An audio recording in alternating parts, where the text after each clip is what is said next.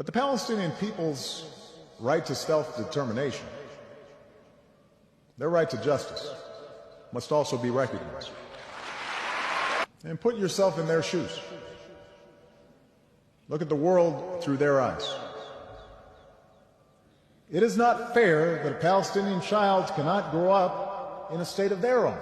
Their entire lives with the presence of a foreign army that controls the movements, not just of those young people, but their parents, their grandparents, every single day. It's not just when settler violence against Palestinians goes unpunished.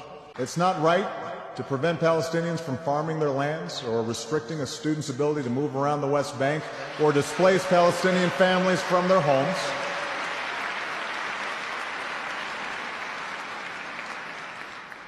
Neither occupation nor expulsion is the answer. Just as Israelis built a state in their homeland, Palestinians have a right to be a free people in their own land. So tell me, Rabbi, why do you oppose the state of Israel, first of all, and why do you support Palestinians? Okay, first I pray to the Almighty that He bestow upon me His truth, His wisdom, that I may be worthy of conveying His message and so sanctify His name. It's not my personal opinion. What I'm representing, with God's help, is the opinion of the very religious Jews around the world, including in Al-Quds in Jerusalem, including throughout Europe and throughout the world, basically.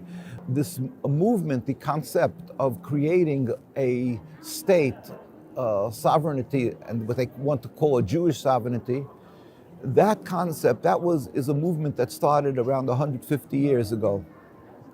It is a transformation from subservience to God into nationalism.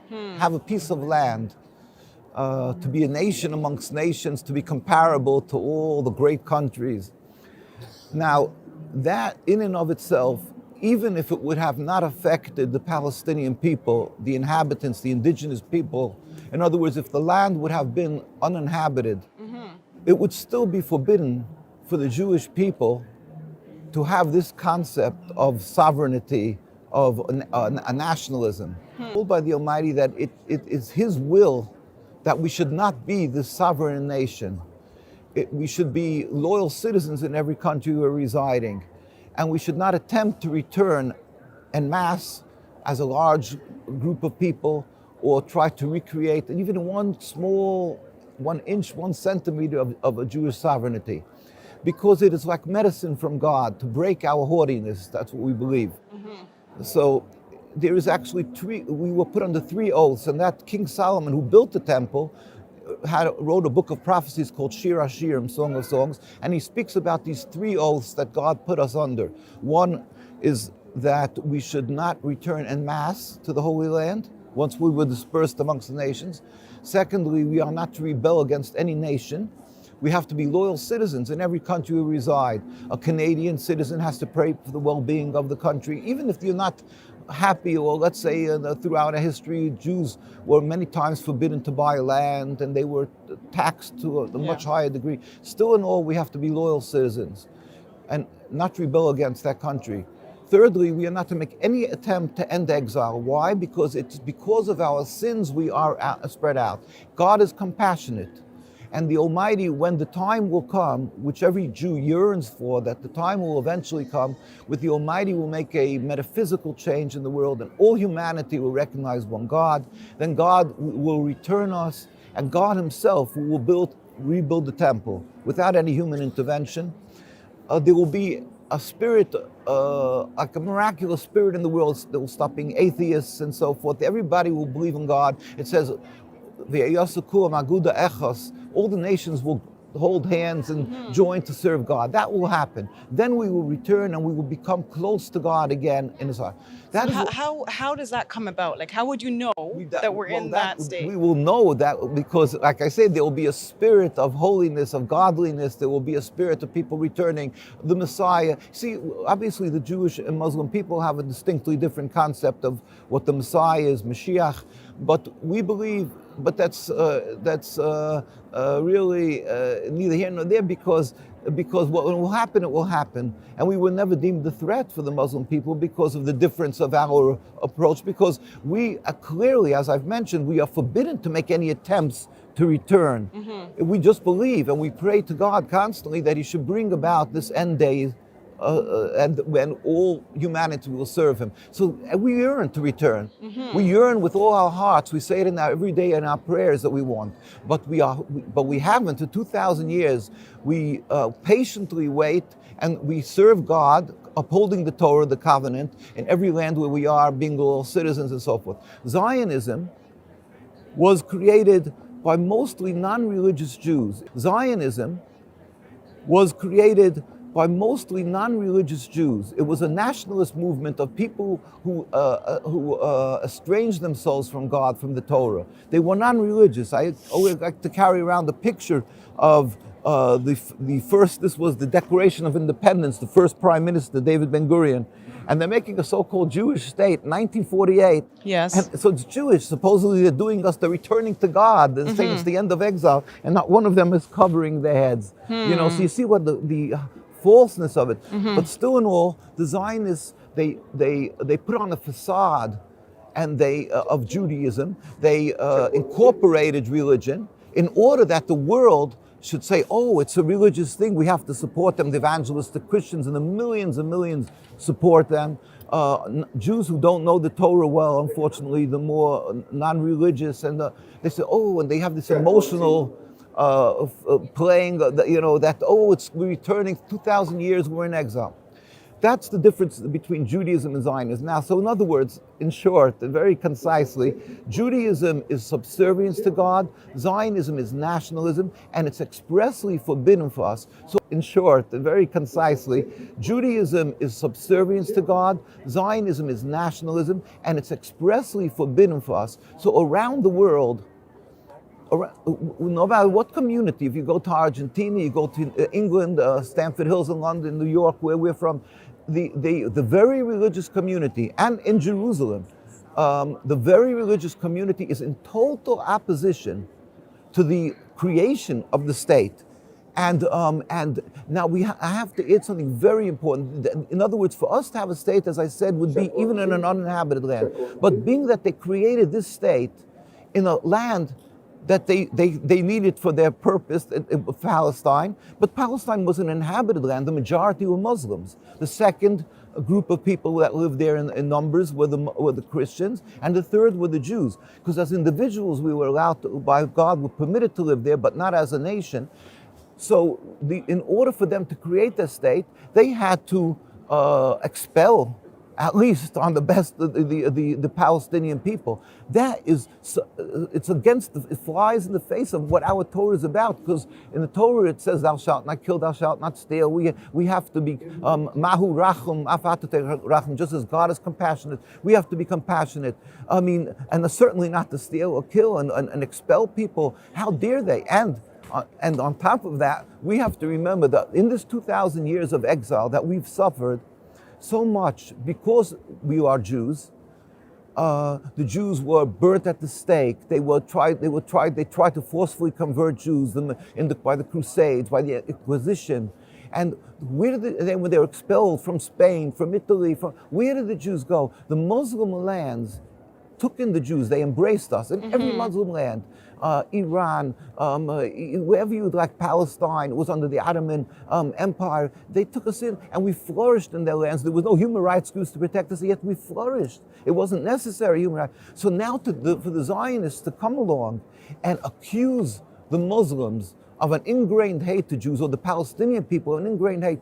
How dare they? How repugnant? How where we have to show, the Torah requires us to show gratitude for people, and to go and turn that on its head and say these people wronged us. All of this is the most criminal part of this. What the Arab and Muslim and the Palestinian people would call the Nakba. We have a picture here. Even you can see how we used to live together. And we babysat each other's children. We lived in total peace. That is why the very religious around the world, we stand in total support we hurt, we cry with the Palestinians. We are humiliated because the Zionists took our religion and they're using it as a tool to occupy, to intimidate, to silence other people, because if you speak up against them, you're called anti-Semitic. So we the religious communities, stand in opposition. How do you oppose the Zionist movement? Well, the first thing is we believe, first of all, we do not accept it. We do not participate with them. We have the very religious communities does not serve in the army, certainly not. They don't go voting. They have nothing to do with the state. We have a rabbinate there. The Zionists made a rabbinate, all for this facade. They masquerade in Jews, so they made a rabbinate with a chief rabbi, and this is all by us irrelevant. We have a rabbi. We had in the 1920s, the chief rabbi of the religious community that was living there for hundreds of years was Rabbi Sonnenfeld, and he met with the king of Transjordan in 1920s. That's way before the state, to declare our loyalty and that we don't want a state. He passed on in 1947, 1948. The chief rabbi was Rabbi Dushinsky. The Zionists then were turning out to be very successful in having the United Nations, through Britain, to get recognized.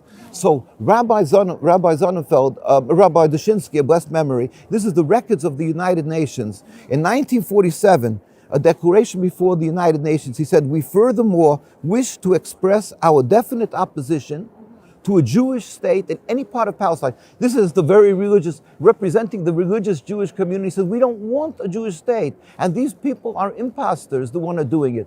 And the history is, when he passed on, we took it next, you could see hundreds of thousands of people in the streets of Jerusalem taking up our next chief rabbi when he passed on.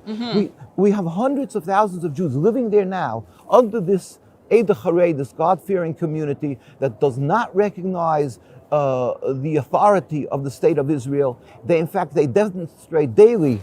When they demonstrate and they see children we never carry arms, we're not military, they get beaten. Old men get assassinated, rabbis. It's unbelievable. You can go to our site, NKUSA, and see, and the world is silent. They don't even talk about the fact that Jews daily are demonstrating against the occupation. And it screams to the skies what is happening, the injustice to the Palestinian people and to the Jewish people who are living there, who refuses to accept this authority. So, Rabbi, do you ally yourself with other Jews who are not Orthodox, who oppose the state of Israel? Oh, that is a very good question. We, being that there was the Reform movement like 250 years ago, and our rabbis at that time issued a fatwa, basically. Okay. 200 of the leading rabbis of Europe, when they said this is a heresy, it's a rebellion against God. You can't reform God's Torah. They don't eat kosher, they don't keep the 10 Commandments, they don't keep the Shabbos, the Sabbath. So they said we're not to be affiliated with them. So we work with the Muslim people, we work with the Palestinian people, and they'll come to the same demonstrations, but we won't have joint activities directly. But if they're there, they do. A lot of them, a lot of people who are Jewish, who are non-religious, they feel it's human rights, or because even other Jewish reasons, that they'll stand up in opposition. There's many, really tens and tens of thousands or more who are opposing the occupation. But we are coming from the core issue that the Zionists are claiming the legitimacy. We are telling the world that they're conning the world. It's unacceptable. So we're coming from the religious state. And here, this is a picture of a girl behind bars. Every boy and girl who turns 17 becomes a criminal from the religious community because they refuse to serve in the army, in the IDF, which is mandatory military service. So these are all very, very critical issues. Why is it so critical for people to understand? Because people, they're very wily, they're very efficient in what they do, the Zionists, and they like to refer to themselves as a Jewish state. They insist to be referred as a Jewish state. Why? Because then they know that if anybody wants to oppose what they're doing, criminal to the Palestinian people, they're taking their homes, they're stealing, they're killing, they're doing so many terrible crimes. But if you say a word, oh, you're speaking against a godly religion, so and you're attacked as being anti-Semitic, and now they just made here, they're making a new law, they're trying to pass the IHRA, I think, and that's going to say that if you speak up against Zionism or the state of Israel, it's anti-Semitic. What could be more ludicrous and what could be more unacceptable than such a concept when the very religious communities are being oppressed and insisting, we are Jews. My grandparents were killed in Auschwitz. Most of our communities are immigrants from Europe. We died because we were Jews, because we insisted on remaining this religion, our covenant to God. And we did not accept that because we suffered, that therefore we're going to turn around and occupy another people. We suffered, and now we should go sin against God that we gave our lives for by stealing and killing and doing against God's will. And so we're against the Zionism, and we are being oppressed. The ones of the Jewish people who found a home in Palestine and were living there, these immigrants, and they were living there, they're trying to catch the breath from so much suffering. All of a sudden, they enjoyed being under the authority of the Ottoman Empire, and all of a sudden they're thrown under the Zionist control and told that if you stand up and oppose this rebellion against God, you are thrown into prison, you are a criminal. How does the world take the authority to dictate in our religion what it's, instead of respecting our scholars, which you have here in Canada, if you have in the United States, we have our community, let's say in New York, it's the largest concentration of religious Jews where I lived right across from Manhattan, Williamsburg, Brooklyn, miles and miles, and there's not one single Israeli flag. The chief rabbi of Palestine, Rabbi Teitelbaum, moved there, and these distinguished communities, thriving, illustrious communities with great scholars and pious people and businessmen, and they all insist that we are a religion to serve God, and God forbid that we should accept the occupation. And now if we decide to speak up against this rebellion against God in the name of my religion, and call out to the world that they're imposters, they're using my religion, that we should be, and people who are standing together with us should be accused of being anti-Semitic, that is unjust, it's unacceptable, and we decry that. And that's what we do we try with God's help. We pray to God that He should bring a speedy and peaceful dismantling of the state. At the same time, we go to the United Nations, we go with Palestinian people to cry their hurt, to go to their demonstrations, to try to educate. We go to universities, to colleges, to conferences, and to tell to the politicians, to have them change their approach and not to support the oppression of the Palestinian people. Rabbi, thank you for sharing with us today. We really appreciate it. I learned so much, and I'm honored that you came and joined us today. I'd love to do it again whenever we can expand on all the different issues and our history of how we live together in harmony and in such a beautiful to serve God, and distinctly, we have different religions, but it was never an impediment. You're right, yeah. And there's so much to talk about, so much there of is, the yes. facts. So one day we'll continue with God's help. Inshallah. You say inshallah too, right? We say in Miyartz Hashem or Be'ez Hashem, with God's help. But I say inshallah. Yes, yes. All right. Thank you so much for joining us. I appreciate it. Assalamu alaikum. We have some exciting news to share with you. As you know, Let the Quran Speak has been on TV screens and social media for 22 years. We've been reaching people all around the world, spreading positivity and good, and helping people experience the beauty of Islam and the accomplishments of Muslims. We've been shooting in this very space for the past 2 decades. And now, with the help of Allah, we're about to get the keys to Muslim Media Hub. If you like what we're doing, you're gonna love Muslim Media Hub even more.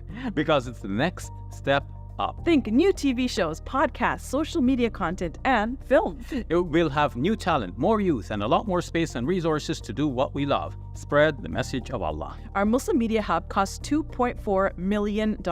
We must close on this building on October 16, and for that we need to raise $300,000. How will we raise $300,000? Easy, Safiya. All we need is 300 people to give $1,000 each. If you can be one of this select 300, that's fantastic. Otherwise, please give whatever you can. Every dollar counts. It's our collective responsibility to share the message of Islam with our fellow human beings. Please help establish Muslim Media Hub so we can do this. It's a sadaqah jariyah, something that will continue to be of benefit to the Muslim community long after we are gone. Thank you, and may Allah bless you and your loved ones today and always. Assalamu alaikum.